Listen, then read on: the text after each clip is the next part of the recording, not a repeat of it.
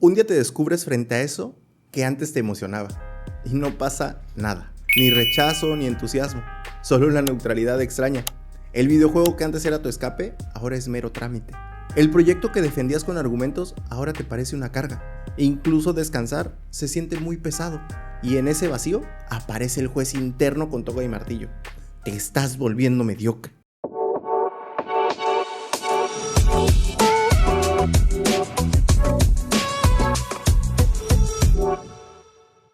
Bienvenidos a la Absurda Terapia, el único podcast donde analizaremos la mente con humor, ironía y un poquito de caos. Porque oye, si la vida ya es absurda, ¿para qué fingir lo contrario, no? Aquí vamos a explotar un mito cómodo, la idea de que la motivación es sinónimo de carácter. Culturalmente nos vendieron que si quieres, puedes, y si no puedes, es porque no quieres lo suficiente. Esa narrativa suena poderosa en un póster motivacional, pero es clínicamente simplista. La motivación no es una virtud moral, es un proceso neurocognitivo que depende de anticipación de recompensa, disponibilidad energética y percepción de eficacia. Cuando el sistema de recompensa del cerebro reduce esa actividad, ya sea por estrés continuo, microfrustraciones acumuladas, falta de descanso o sobrecarga emocional, el cerebro deja de anticipar placer o logro con la misma intensidad. Y sin anticipación, no hay impulso. No es que no puedas levantarte, es que el cerebro no está enviando suficientes señales de que vale la pena hacerlo. La economía conductual lo explica muy fácil. Vas detrás del premio inmediato y si el valor subjetivo percibido baja, la conducta disminuye. Y no es que seas flojo, es solo cálculo interno. Pero el problema no es solo biológico, es narrativo. Porque mientras tu sistema está en modo de ahorro, tu diálogo interno entra en modo de ataque. Empiezas a compararte con tu versión pasada, con la productividad de otros, con ideales irreales de rendimiento constante. Y cada comparación incrementa la culpa. Y la culpa, lejos de activar, drena más energía. Ahí nace la flojera elegante. Esa etiqueta sofisticada que usas para disfrazar el desgaste. Estoy desmotivado porque me volví conformista. Suena responsable, suena adulto, pero muchas veces es un error de atribución. Estás interpretando como falla de identidad lo que es una señal clara de saturación. Y aquí viene lo incómodo. Si reduces todo a la disciplina, jamás vas a analizar las variables reales. No revisarás el sueño que arrastras, la carga cognitiva que acumulas, el estrés crónico que normalizaste, la pérdida de sentido que ignoraste o el exceso de autoexigencia que te drena por completo la energía. Solo intentarás apretar más fuerte el acelerador con el tanque vacío. La pérdida de motivación no es un defecto moral, es un síntoma. Y los síntomas no se insultan, se investigan. Porque cuando el cerebro baja la intensidad, casi siempre está intentando proteger recursos. El problema es que si ignoras la señal en el siguiente nivel ya no será apatía leve, será desconexión más profunda. Así que antes de llamarte flojo, vamos a hacer algo radical. Asumir que tu organismo está comunicando algo, y esta vez no vamos a responder con un juicio automático, sino con un análisis clínico. La industria del échale ganas construyó un imperio sobre una premisa falsa. Primero te inspiras, luego actúas. Y eso suena bien, vende cursos y llena auditorios. El problema es que desde la terapia cognitivo-conductual, la secuencia real es menos cinematográfica y mucho más funcional. Primero actúas, después aparece la motivación.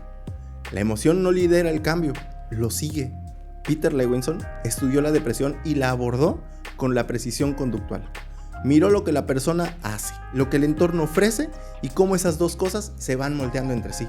Cuando el entorno ofrece menos experiencias reforzantes, el estado de ánimo disminuye. Y cuando esto pasa, la persona reduce actividad, por lo que al reducir esto, disminuyen aún más las oportunidades de refuerzo. El resultado es un circuito de retroalimentación descendiente. No hay drama existencial en la ecuación, hay aprendizaje por contingencias. El sistema mesolímbico, esa vía cerebral asociada a la dopamina, no se enciende por el placer ya consumado, sino por la promesa de que algo valioso está por venir. Funciona con expectativa, sin anticipación se apaga por completo. Si el cerebro calcula que el esfuerzo no generará retorno significativo porque llevas semanas sin resultados visibles, reconocimiento o progreso percibido, reduce la señal de dopamina anticipatoria. Sin esa señal, la energía subjetiva cae por completo y tu narrativa interna rellena el vacío con juicios como ya no soy el mismo, me volví flojo, antes podía con todo. Aquí está la trampa. El problema empieza con una reducción de reforzadores en el entorno, pero la mente lo traduce como una falla de identidad. Lo que era menos recompensa disponible termina sintiéndose como algo está mal conmigo. Esa distorsión aumenta la culpa, que a su vez aumenta la rumiación. Y esto consume recursos cognitivos. Y con menos recursos disponibles, la probabilidad de iniciar la conducta disminuye todavía más. y el ciclo se vuelve más compacto y más convincente. Además, la cultura de la productividad constante agrava el fenómeno. Si internalizaste que tu valor depende de rendimiento continuo, cualquier descenso natural en energía se interpreta como amenaza a tu autoestima. Entonces, no solo te sientes menos motivado, te sientes inadecuado, y esa carga emocional reduce aún más la probabilidad de acción. Aquí está el punto estratégico. Esperar a tener ganas es la forma elegante de mantener ese ciclo. Cuando dependes de la motivación como requisito previo, le entregas el control al mismo sistema que está hipoactivado. La activación conductual funciona por una razón simple: introduce acción antes de que aparezca el deseo. No se trata de fabricar heroísmo, sino de reinsertar reforzadores graduales en el entorno a través de microacciones. Conductas pequeñas que produzcan una experiencia de eficacia mínima, pero muy real. El cerebro no necesita gestas extraordinarias. Necesita evidencia repetida de que cuando actúas, algo cambia. La narrativa motivacional promete un cambio interno masivo como punto de partida, como si primero tuvieras que sentirte distinto para empezar a actuar. La evidencia conductual muestra otra secuencia. El cambio interno suele aparecerse después. Empiezas en versión reducida, con poca energía, casi mecánicamente, y el sistema vuelve a registrar algo básico pero decisivo. Cuando haces algo, algo responde. Esa pequeña experiencia reactiva la anticipación de recompensa y poco a poco el movimiento. Si te quedas esperando la inspiración, el circuito descendente se afianza en silencio. Hay menos acción, menos contacto con reforzadores, menos razones para que el estado de ánimo cambie. En el momento que introduces una acción deliberada, aunque sea mínima, el entorno se altera por completo. Y cuando el entorno cambia, también cambian las contingencias que van moldeando el ánimo. La dirección es clara, la conducta abre el camino y la emoción la sigue. Aquí es donde la palabra correcta deja de ser desmotivado y empieza a ser más precisa: anedonia. Y no es tristeza intensa ni colapso emocional, es algo más silencioso y por eso es más inquietante. Es levantarte y que el día tenga un volumen bajo. Sales con tus amigos y el plan es objetivamente bueno, incluso te emocionaba, pero por dentro todo está amortiguado. Logras algo que antes habría activado orgullo y solo piensas: ok, ya está. Descansas y no hay un alivio real, solo una pausa funcional. No estás devastado, estás plano. El problema no es la ausencia de metas, es que tu cerebro dejó de anticipar placer al acercarte a ellas, y la anticipación es el combustible del comportamiento. A nivel neuroconductual, el sistema de recompensas no se activa porque entiendas que algo debería importarte. Se activa cuando predice que habrá una recompensa. Si la predicción es baja, la inversión energética cae por completo. Sin una expectativa suficiente, no hay arranque ni impulso sostenido, no perdiste valores. El sistema que asigna el valor está operando con una señal reducida. Lo más delicado no es la neutralidad afectiva en sí, sino la interpretación que construyes encima. Como no sientes intensidad, concluyes que nada vale la pena. El salto de no siento mucho a nada tiene sentido es una sobregeneralización basada en estado emocional.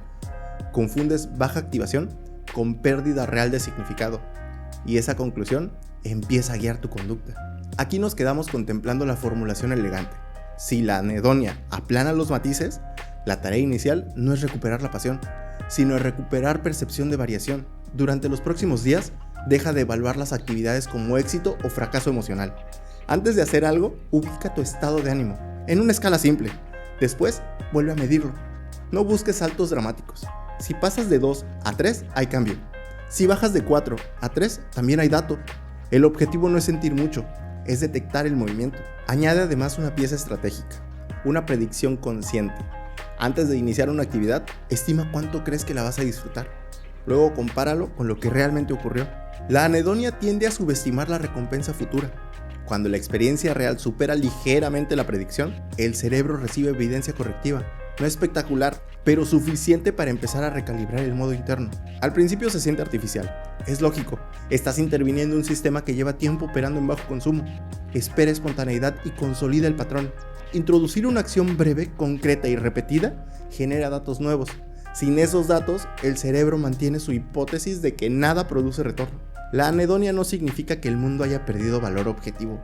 Significa que el mecanismo de asignación de valor redujo sensibilidad.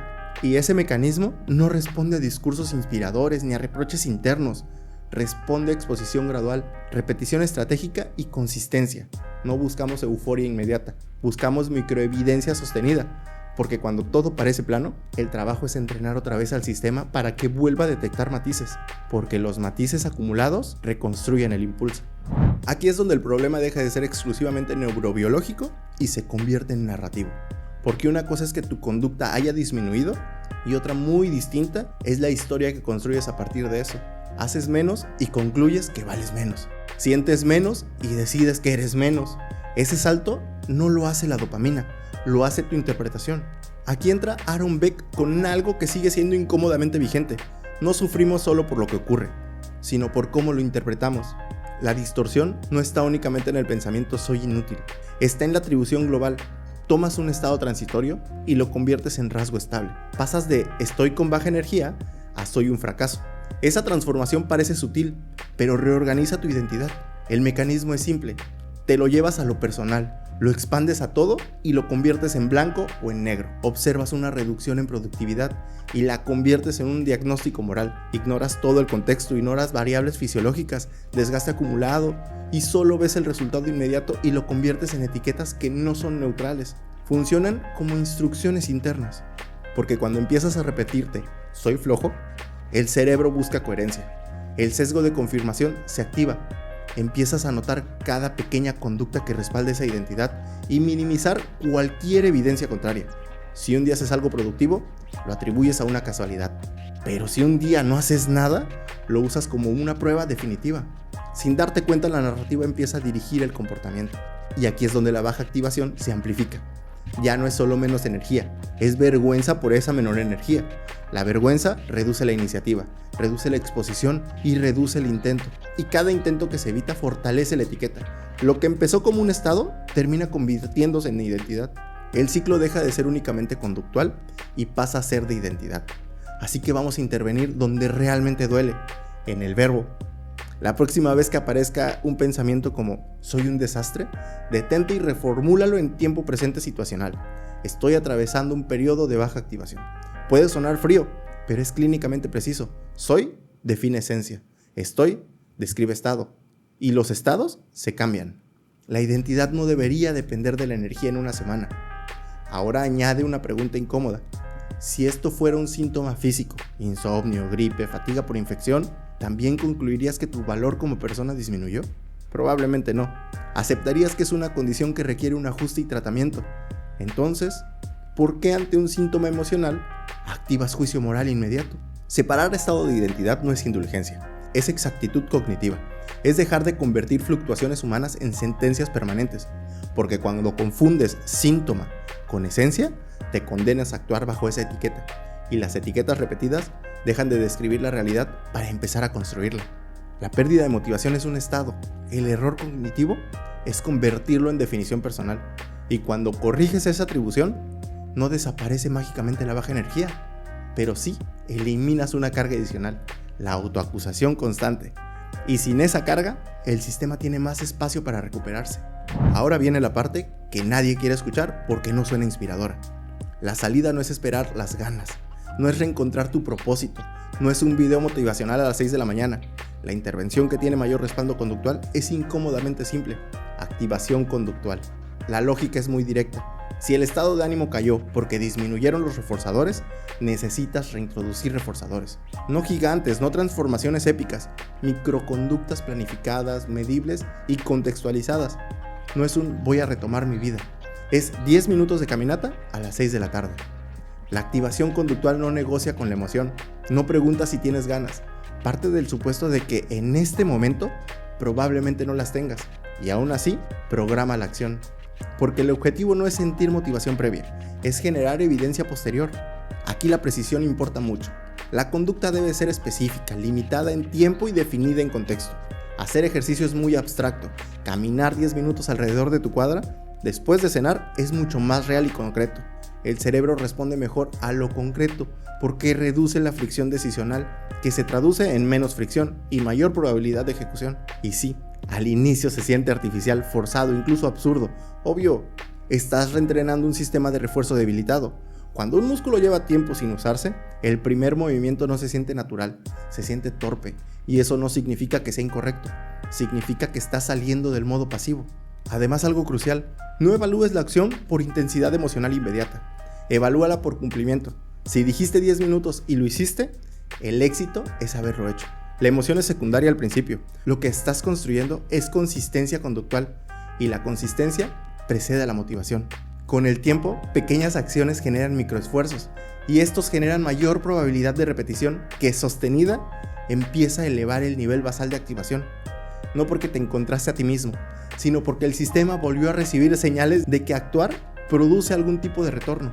La activación conductual es estratégica, no heroica. No depende de identidad fuerte ni de voluntad épica, depende de estructura. Y cuando introduces estructura donde antes había inercia, el circuito descendente empieza lentamente a invertirse. Ahora bajemos ese tono épico y subamos el nivel de responsabilidad. Si llevas semanas con pérdida de motivación sostenida, alteraciones del sueño, fatiga constante, dificultad para concentrarte y disminución marcada del interés generalizado, esto ya no es productividad baja, es salud mental. Y ahí la conversación cambia por completo. La depresión no siempre grita, no siempre te tira a la cama llorando. A veces simplemente te apaga, baja el volumen y disminuye la iniciativa. Te vuelve funcional hacia afuera y desconectado hacia adentro. Y como sigues cumpliendo con lo mínimo, minimizas todo lo que ocurre. Te dices que es flojera, falta de carácter o una mala racha. Aquí es donde el error se vuelve muy peligroso. Esperar sentir ganas para actuar o para pedir ayuda. Pero ya lo dejamos claro durante todo el episodio. La motivación es consecuencia, no requisito. Y cuando el sistema está suficientemente hipoactivado, la capacidad de iniciar incluso conductas de autocuidado se reduce por completo. Eso no es debilidad, es parte del cuadro clínico. Si la pérdida de interés es persistente, si el vacío es constante y si la energía no regresa a pesar de intentos conductuales, la intervención ya no solo es estructural, es clínica. Una evaluación profesional, un diagnóstico diferencial y, si es necesario, un tratamiento formal. Psicoterapia basada en evidencia. En algunos casos, intervención farmacológica, no porque estés roto, sino porque el sistema necesita un apoyo adicional. La diferencia entre desgaste transitorio y episodio depresivo no es intensidad momentánea, es duración, generalización y deterioro funcional. Cuando el impacto atraviesa múltiples áreas de tu vida y se sostiene en el tiempo, no lo racionalices como así soy. Esa narrativa solo retrasa la intervención. Este episodio no busca convertir cada motivación baja en depresión, busca evitar el error inverso, trivializar esas señales sostenidas. La mente no siempre colapsa con dramatismo, a veces se apaga en silencio, y el silencio prolongado también es información clínica. La motivación no es el punto de partida, es el resultado de un sistema que volvió a encontrar reforzadores suficientes. Si ese sistema no logra reactivarse por sí solo, pedir ayuda no es fracaso, es estrategia. Esto es La Absurda Terapia. Nos vemos en el siguiente episodio. Bye.